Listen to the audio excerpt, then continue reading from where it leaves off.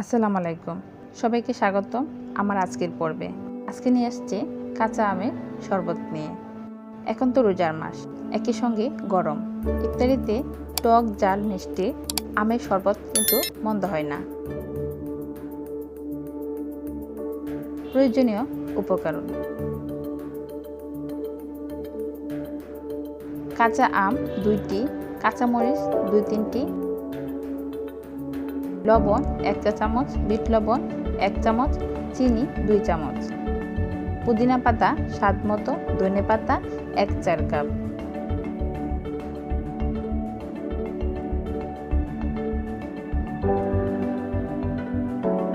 এখানে এরকম সাইজের দুটো আম নিয়েছি আর এরকম পাতলা পাতলা করে কেটে নিয়েছি।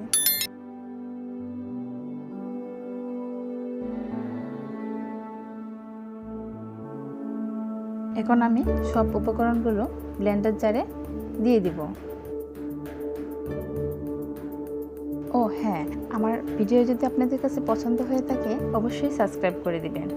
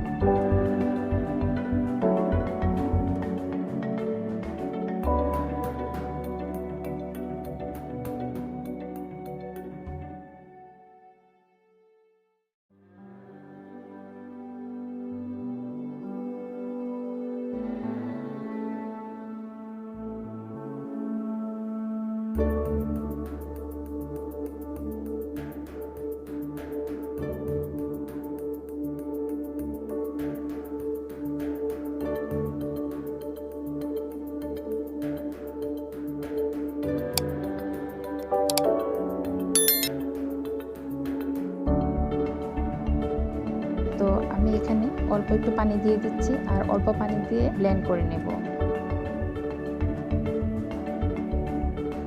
এই যে আমি ব্লেন্ড করে নিয়েছি আর এখন পরিমাণ মতো পানি দিয়ে দেব। তারপর আমি আরেকটু ব্লেন্ড করব।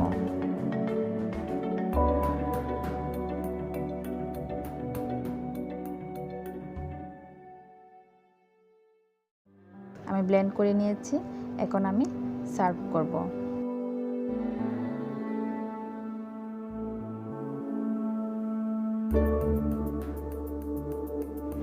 এই তো আমাদের টক ঝাল মিষ্টি কাঁচা আমের শরবত হয়ে গেল।